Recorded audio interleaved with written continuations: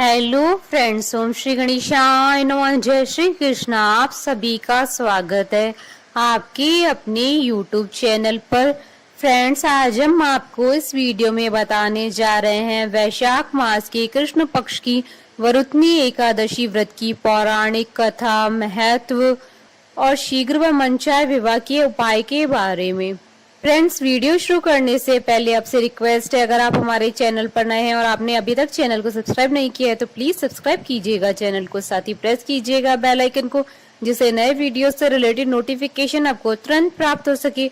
और वीडियो पसंद आने पर वीडियो को लाइक और शेयर जरूर कीजिएगा ताकि सभी भक्तों को इस वीडियो का लाभ प्राप्त हो सके। और कमेंट बॉक्स में जय श्री कृष्ण जरूर लिखिएगा। वैशाख मास के कृष्ण पक्ष की एकादशी तिथि को वरुथनी एकादशी कहा जाता है। जो लोग वैशाख स्नान कर रहे हैं उनके लिए एकादशी बहुत महत्वपूर्ण है, और जो लोग वैशाख स्नान नहीं कर रहे हैं उन्हें भी इस माह की दोनों एकादशियों का व्रत अवश्य करना चाहिए। पद्म पुराण में इस एकादशी का महत्व बताते हुए कहा गया है कि संसार में ऐसा कोई कार्य नहीं है, ऐसी कोई इच्छा नहीं है जो वरुथनी एकादशी व्रत करने से पूरी न हो। अर्थात जो मनुष्य वरुथनी एकादशी का व्रत करता है वह पृथ्वी पर रहते हुए समस्त प्रकार के सुख भोगता है। इस एकादशी को सौभाग्य और दीर्घायु प्रदान करने वाली कही गई है। अविवाहित युवक और युवतियां यदि विवाह की कामना लेकर इस व्रत को करें तो उनका शीघ्र ही विवाह हो जाता है। वरुथनी एकादशी के दिन भगवान विष्णु की पूजा की जाती है। इस दिन विधि पूर्वक भगवान विष्णु की पूजा करने से मनोकामनाएं पूर्ण होती है। मान्यता है कि इस दिन व्रत रखने से घर में सुख समृद्धि आती है और जीवन से सारे दुख दूर हो जाते हैं। वरुथनी एकादशी के दिन भगवान मधुसूदन और विष्णु भगवान के वराह अवतार की प्रतिमा की पूजा की जाती है। वैसे तो प्रत्येक मास में 2 एकादशी आती है और दोनों ही एकादशी खास मानी जाती है, लेकिन वैशाख मास की कृष्ण पक्ष की एकादशी का महत्व शास्त्रों में बहुत अधिक बताया जाता है। इस दिन जो भी भक्त सच्चे मन से उपवास, दान, तर्पण और विधि विधान से पूजा करते हैं उन्हें मोक्ष की प्राप्ति होती है, उनके सभी पापों का अंत होता है। मान्यता है कि जितना पुण्य कन्यादान, हजारों वर्षों की तपस्या और स्वर्ण दान से मिलता है उससे भी अधिक फल वरुथनी एकादशी का उपवास करने से मिलता है। शास्त्रों के अनुसार इस व्रत को करने से दुखियारों को सुख मिलता है तथा राजा के लिए स्वर्ग का मार्ग खुलता है। सूर्य ग्रहण के समय दान करने से जो फल प्राप्त होता है वही फल इस व्रत को करने से प्राप्त होता है।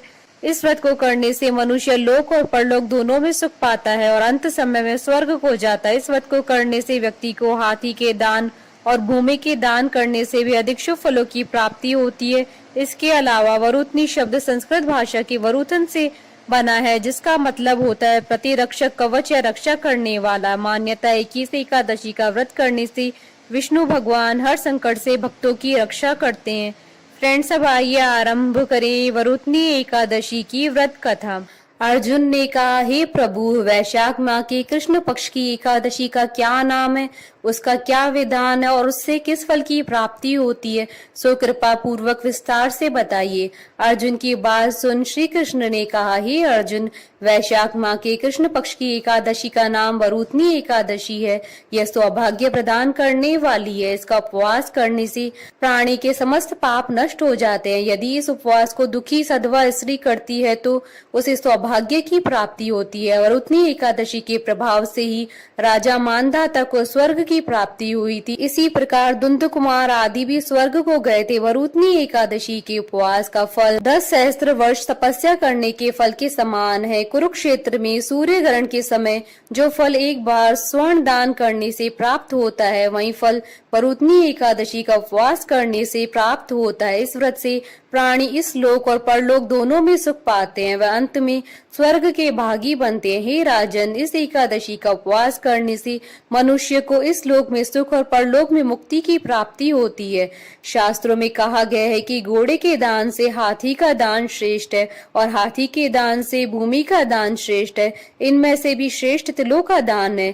तिल के दान से श्रेष्ठ है स्वर्ण का दान और स्वर्ण के दान से श्रेष्ठ है अन्न दान। संसार में अन्न दान से श्रेष्ठ कोई दान नहीं है। अन्न दान से पितृ, देवता, मनुष्य आदि सब तृप्त हो जाते हैं। कन्यादान को शास्त्रों में अन्न दान के समान बताया गया है। वरुथनी एकादशी के व्रत से अन्न दान तथा कन्या दान दोनों श्रेष्ठ दानों का फल मिलता है। जो मनुष्य लालचवश कन्या का धन ले लेते हैं या आलस्य और कामचोरी के कारण कन्या के धन का भक्षण करते हैं, वह प्रलय के अंत तक नरक को भोगते रहते हैं या उनको अगले जन्म में बिलाव योनि में जाना पड़ता है। जो प्राणी प्रेम से तथा यज्ञ सहित कन्या दान करते हैं, उनके पुण्य को चित्रगुप्त भी लिखने में असमर्थ हो जाते हैं। जो प्राणी इस वरुथनी एकादशी का उपवास करते हैं, उन्हें कन्यादान का फल प्राप्त होता है। वरुथनी एकादशी का व्रत करने वाले व्यक्ति को दशमी के दिन से ही कांसे के बर्तन में भोजन करना, मांस, मसूर की दाल, चना, कौंधो, शाक, शहद, दूसरे का अन्न और दूसरी बार भोजन करना, इन सभी वस्तुओं का त्याग कर देना चाहिए। व्रती को पूर्ण ब्रह्मचर्य का पालन करना चाहिए। रात को सोना नहीं चाहिए, अपितु सारा समय शास्त्र चिंतन और भजन कीर्तन आदि में लगाना चाहिए। दूसरों की निंदा तथा नीच पापी लोगों की संगत नहीं करनी चाहिए। क्रोध करना, झूठ बोलना भी वर्जित है। तेल या अन्न भक्षण की भी मनाही है।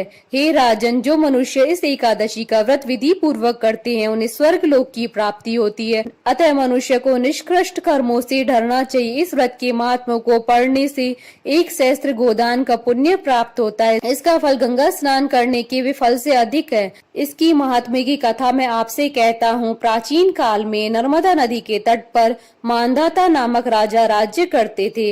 वह अत्यंत दानशील तथा तपस्वी थे। एक दिन वह जंगल में तपस्या कर रहे थे, तभी न जाने कहां से एक जंगली भालू आया और राजा के पैर चबाने लगा। राजा पूर्ववत अपनी तपस्या में लीन रहे। कुछ देर बाद पैर चबाते चबाते भालू राजा को घसीटकर पास के जंगल में ले गया। राजा बहुत घबराया, मगर तापस धर्म अनुकूल उसने क्रोध और हिंसा न करके भगवान विष्णु से प्रार्थना की। करुण भाव से भगवान विष्णु को पुकारा। उसकी पुकार सुनकर भगवान श्री हरि विष्णु प्रकट हुए। उन्होंने चक्र से भालू को मार डाला। राजा का पैर भालू पहले ही खा चुका था। इससे राजा बहुत ही शोकाकुल हो गए। उसे दुखी देखकर भगवान विष्णु बोले, हे वत्स, शोक मत करो, तुम मथुरा जाओ और वरुथनी एकादशी का व्रत रखकर मेरे वराह अवतार मूर्ति की पूजा करो। उसके प्रभाव से पुनः सुदृढ़ अंगों वाले हो जाओगी। इस भालू ने तुम्हें जो काटा है, यह तुम्हारे पूर्व जन्म का अपराध था। भगवान की आज्ञा मानकर राजा मानधाता ने मथुरा जाकर श्रद्धा पूर्वक वरुथनी एकादशी का व्रत किया। इसके प्रभाव से राजा शीघ्र ही पुनः सुंदर और संपूर्ण अंगों वाला हो गया। इसी एकादशी के प्रभाव से राजा मानधाता स्वर्ग गए। जो भी व्यक्ति भय से पीड़ित है, उसे वरुथनी एकादशी का व्रत रखकर भगवान विष्णु का स्मरण करना चाहिए। इस व्रत को करने से समस्त पापों का नाश होकर मोक्ष मिलता है। कथा सार, सौभाग्य का आधार संयम है। हर प्रकार संयम रखने से मनुष्य के सुख और सौभाग्य में वृद्धि होती है। यदि प्राणी में संयम नहीं है, तो उसके द्वारा किए गए तप और त्याग व भक्ति पूजा आदि सब व्यर्थ हो जाते हैं। फ्रेंड्स, अब आइए जानते हैं वरुथनी एकादशी पर शीघ्र व मनचाहे विवाह के लिए किए जाने वाले उपाय के बारे में।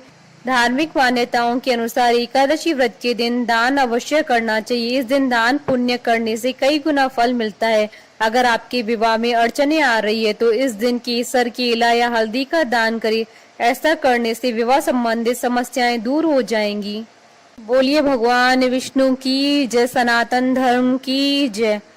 हमारे साथ इस वीडियो में अंत तक बने रहने के लिए आपका धन्यवाद। ओम श्री गणेशाय नमः। जय श्री कृष्ण।